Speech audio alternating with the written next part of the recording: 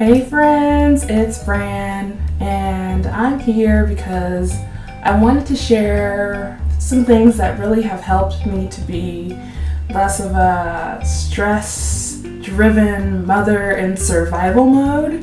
So I'm going to call this video How to Be a Stress-Free Mom.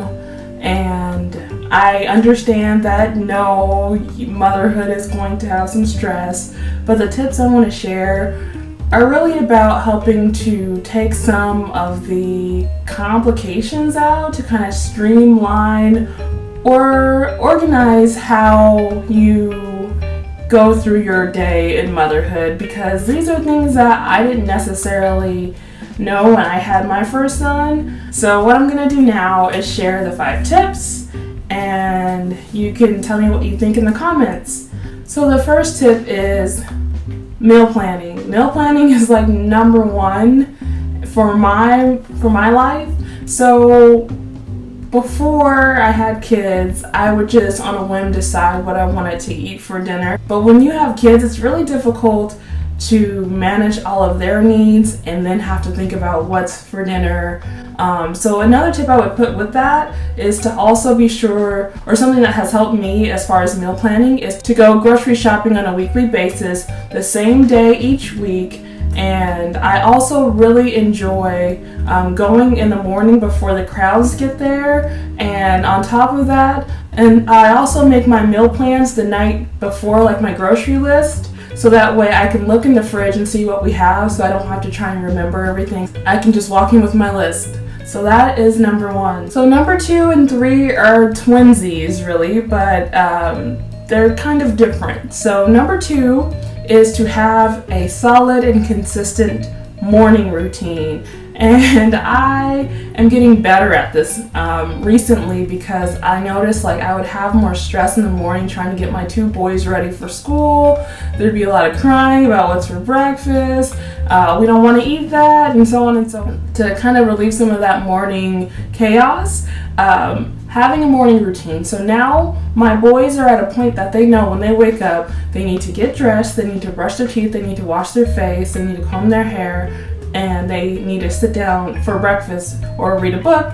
And that's been pretty consistent for the last month or so. So now even my 3-year-old is able to get up and get himself dressed, when before he would cry and be like, I don't know what to wear, or can you help me? And I'll still help him, of course. I'm there to help him, but they still understand that this is how we do our mornings. And so it just takes some of the confusion out of the morning. So that's also a really good idea. So number 3, of course, is going to be a nighttime routine. And we are also kind of working out the kinks of our current nighttime routine, because, you know, summer, going back to school, and traveling, and all of those different things.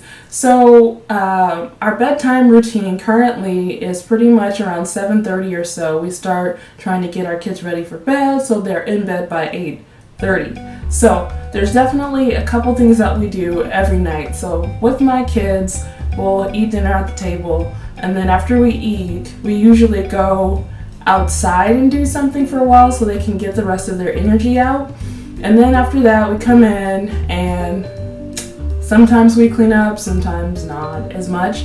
But after that, they know that we will read stories to them. We've always read stories to them, my husband and I. And then we will sit with them for an additional 10 minutes, and we call that 10 minutes of meditation. So I might be sitting there just meditating, but they just like to have me there until they fall asleep. And usually they fall asleep within 5 minutes. And I think that helps them understand, like, okay, so we're doing this. Their body starts to recognize that they can go ahead and go to sleep. That's about the same time every day. And that's been working out lovely. We're still working out the kinks of cleaning up, and I have some ideas for that. But, you know, start where you can, right? So tip number 4 is to remember to be patient. Being a mom with a lot of things that can cause stress in the moment, sometimes it's hard to keep patience. So whenever I feel like I'm being less than appreciative or grateful to be trying to raise my children and juggle everything else that comes with it, I generally try to remember how old my kids are, and am I being reasonable? For my youngest, I will say, oh, he's just a cute little 3-year-old, or oh, for my oldest, he's just a cute little curious 6-year-old. And it just reminds me like who I'm dealing with, these brilliant little blessings of mine. And what am I being impatient about?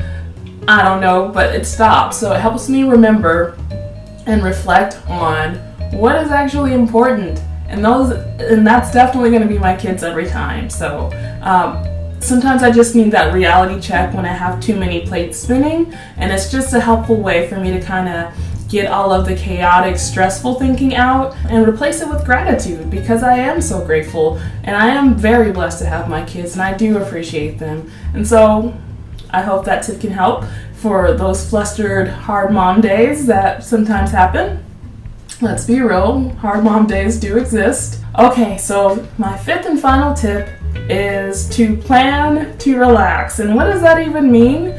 Plan to relax means to consider that on the weekends, which is generally when a lot of play dates and birthday parties and knick-knack paddywhacks tend to happen, that is the time that my family, my husband and I, plan to relax. So we will not double book, we will not overbook our weekends, and generally we try to keep our schedules as bare as possible. And if we are planning things, it's usually things that we know we will find some sort of relaxation, like a trip to the beach. Who doesn't have a good time at the beach? A trip to the park. Who doesn't have a good time at the park? A trip to the library. Who doesn't have a good time at the library? Because the books are free, there's free information there, you can hang out all day. So when we plan to relax, or we'll go hiking, so all of these opportunities to go plan to relax are going to help us stay chill, and that's the whole point of having a refreshing weekend. This is something that we really just figured out within the last year, because before we were planning events on top of each other and double booking play dates and all kinds of foolishness, and it just wasn't serving us. Everybody was just tapped out after a while. So that was something I learned from trial and error. So the tips that we talked about today were: 1, the importance of meal planning; 2, the importance of a morning routine; 3, the importance of an evening routine; 4 is to remember to be patient; and 5 is to plan to relax with free time and family time. So I hope that you've enjoyed these tips. I hope that you will subscribe to the It's Mom Life channel, and I hope to hear any tips you might have in the comments below. So I will see you next video, and take good care. Also, please follow us on Facebook. We definitely want to see you there.